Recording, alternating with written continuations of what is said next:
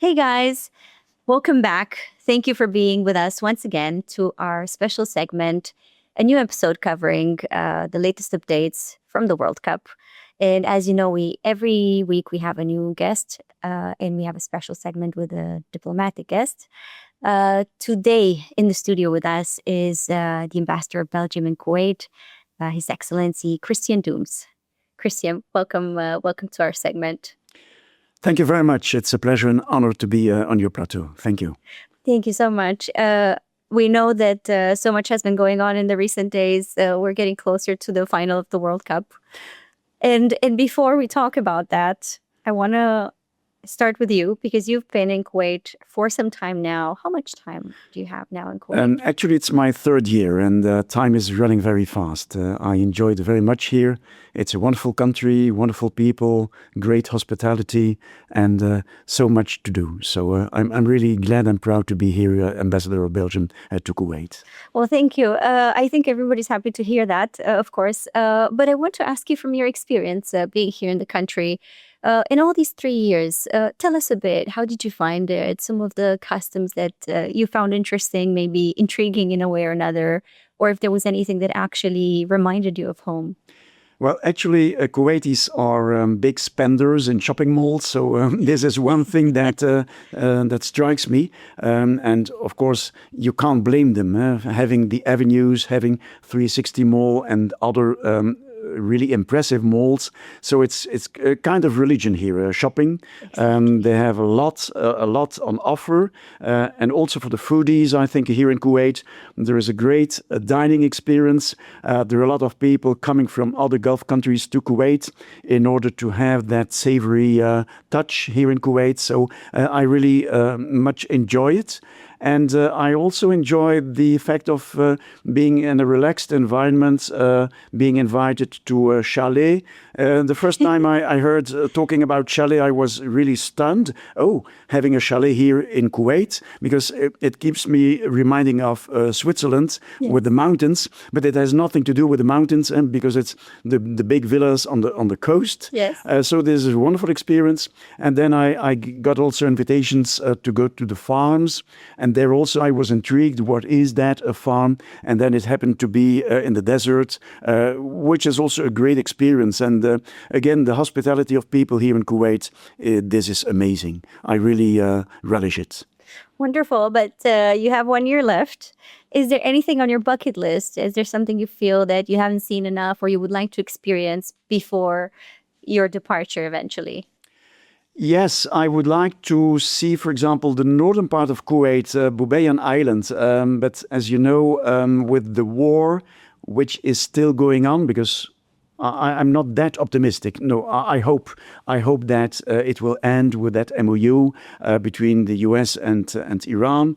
But again, this is a region, I have been told, which is really great for birds spotting, and yes. I love nature. So once I would like to go to Boubayan Islands and to spot the birds there. There's actually, since you mentioned it, there's actually a nesting place in Kubar Island, and you're going to see there a lot of birds who go there to nest. But also, have you seen the flamingos here in Kuwait? Oh no, not yet. And where would they hide, those flamingos? They're close to Shueikh and Doha port. So okay. Usually that's where they appear. And I know usually it's in winter. So if you have a chance, now that your last year is coming, put it on your bucket list. I will do that. Thanks for the advice. But I want to go back now to our main subject, right? The World Cup. I want to ask you, what are your most memorable moments of the World Cup? Well, I will start with my own team. I hate to say that, but in the beginning I was a little bit frustrated and disappointed with the slow rhythm of the Belgian team, of the Red Devils. So playing against Egypt, playing against Iran, I was not satisfied with the result, and they lacked a sense of engagement. So I saw that engagement when we were playing against New Zealand. Mm-hmm. This was nice. We won quite decently. And then the knockout match against Senegal, this was an emotional roller coaster. Yes. I was really scared. I thought, this is game over. We will have to go home. But then at the very end, I think it was the 86th minute, we scored with Lukaku, our phenomenal striker, and then the captain, Jure Tielemans, and then during the extension of the match, we scored with a penalty also by the captain. So this was really a great achievement. But okay, I have been watching also other matches. I think the French team is spectacular. I saw also a lot of stamina and impressive playing with Norway. This is a great team with also a lot of positive vibes with the rowing experience. I love this. And then, you have some very good African teams, Morocco, Egypt. I think they have also their fair share of fame, and I think they will get it. They will get very far. And then, of course, the number one, Argentina.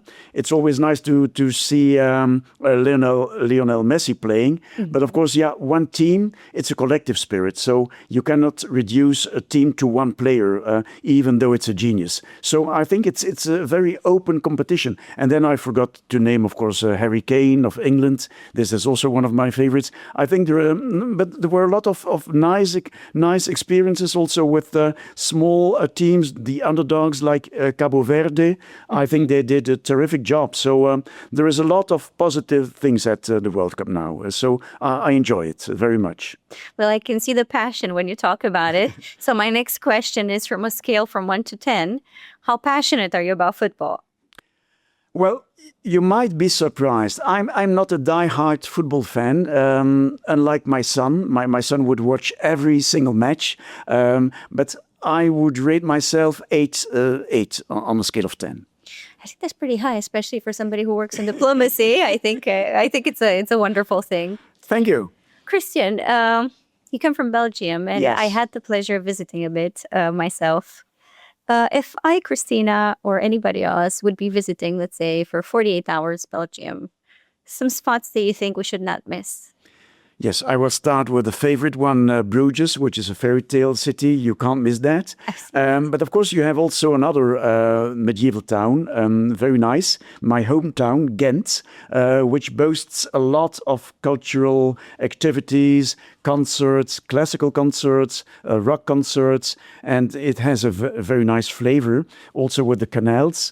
And then Antwerp, if you like diamonds and if you like exclusive shopping, has nothing to do with the big malls you have here in Kuwait, but at least you have the experience of having really boutiques, exclusive boutiques, and where you would love it. And then, of course, you can't miss Brussels with the Grand Place, which is also one of my favorite spots, and having nice waffles, chocolates, of a nice beer, if you like it. Yes, exactly. You mentioned Bruges, and I did visit. It was quite a while. It's been more than 10 years, but I did have the chance to visit, and I was absolutely enchanted. Oh, great to hear that. Any specific dish that you recommend to the visitors to try, aside from the waffles?